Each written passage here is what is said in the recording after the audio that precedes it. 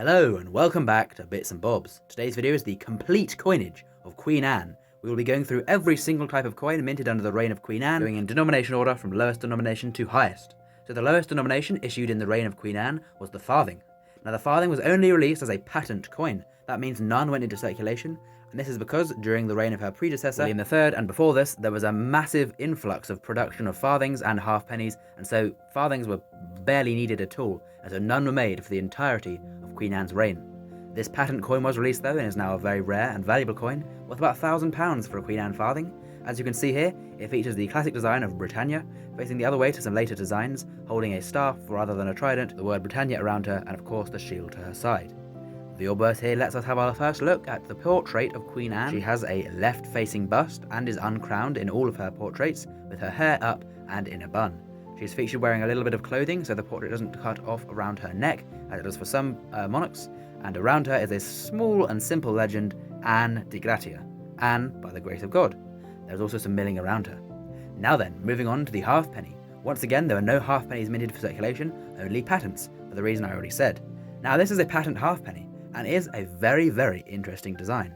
Not only because it doesn't match the farthing, and usually farthings and halfpennies have the same design right up to the 1930s, but because there is no words or no date on the coin, and it looks almost more like a token, simply featuring a lovely design of the national flowers of the UK. And this is of course because the UK was formed during the reign of Queen Anne in the Act of Union 1707. The obverse is very detailed here, with a lot of detail in her hair and clothing, as well as a more extended legend with a sort of full list of her titles.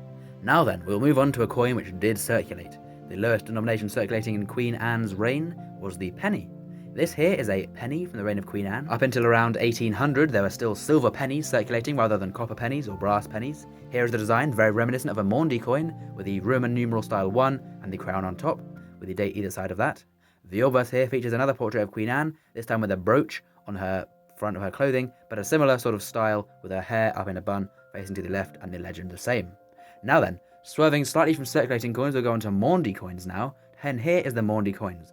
Very recognisable with the 1, 2, 3 and 4, this time in letters rather than sort of Roman numerals or interlocking letters. We have a 1, 2, 3 and 4 pence as usual, with varying sizes of course, made of sterling silver. These all featured the portrait of Queen Anne, this one we've just seen, that we see on the penny. Now there's a further link between these, as the 2 pence here, which we move on to, was not just a Maundy coin, there was a Maundy issue, but the circulating 2 pence had the exact same design, both obverse and reverse, as the Maundy one. The 3 pence coin was a circulating coin, but this also had the exact same design as the Maundy one on obverse and reverse. The 4 pence, you've guessed it, had the exact same design on the reverse and obverse as the Maundy. This makes it hard to tell these days if you have a circulating or Maundy Queen Anne coin of a lower denomination. Speaking of denominations, we now move on to the 6 pence. Here are a few obverses of a 6 pence. You can see there are a few changes, very, very, very subtle changes. You may need to pause and have a closer look. Changes to the obverse, that is, but the reverse, as we see here, stayed the same, this design for all the 6 pences of Queen Anne. We see a lovely design here with 4 crowned cruciform shields. We have the Harp of Ireland and Lilies of France on the left and right, and at the top and bottom are a split shield, 2 of them, with the 3 Lions of England and Lion Rampant of Scotland sharing 2 shields as well, with the legend around and the date at the top, split over the top crown. Between these shields is also a legend. This reads in English, Queen of Great Britain, France and Ireland, and the Latin there is abbreviated to fit in the gaps. Now then, moving on to another higher denomination, we move on to the shilling. Now here is the obverse of the shilling, the same obverse that is on the 6 pence. However, the obverse is not the only thing shared design-wise, as the shilling has the exact same design as the 6 pence. The only way to tell them apart, of course, being the size. Now, of course, there were no florins minted in the reign of Queen Anne, as they were first introduced in Victoria's reign in 1849. Now we'll move on to the half crown. The half crown is a lovely coin, featuring the obverse here we've seen once before, and all the half crowns in Anne's reign. But there are 2 reverse designs. This is the first one, and you may well recognise it, as it is the same design as the 6 pence and shilling, the 4 crowned cruciform shields about a garter star in the middle. However, the design is the same on the later versions, but there's been more detail added. We see here on the opposite sides 2 Roses of England and the Lilies of France. This really bulks out the design, making it very busy and very beautiful. Especially on the big canvas of the half crown, that would be a great coin to look at in person. Speaking of a big canvas, we now move on to the crown, the biggest silver coin. And the design here is this one once again. Now there were no roses or French lilies added to this one, and it's simply just the crowned cruciform shields about the garter star. A lovely design.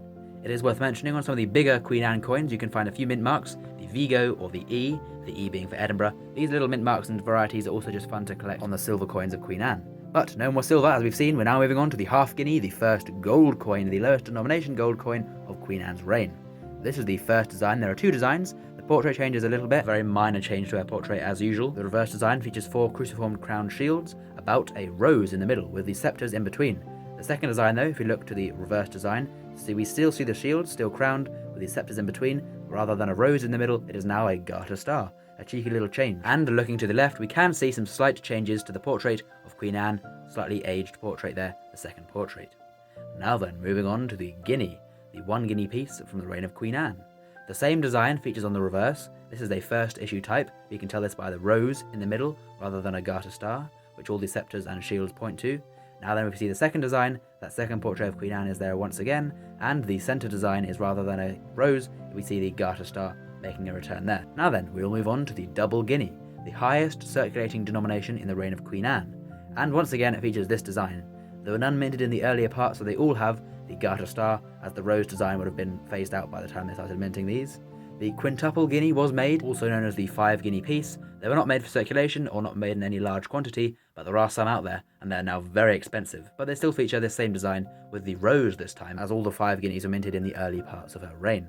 So there we go. Please do comment down below your favourite Queen Anne coin, and whether you have any Queen Anne coins in your collection. If you've enjoyed the video today, please do subscribe, as that means a lot to our channel, and of course a big thank you to everyone for watching this far through the video. That means a lot as well. We'll see you soon for some more coins on bits and bobs in the future. Bye!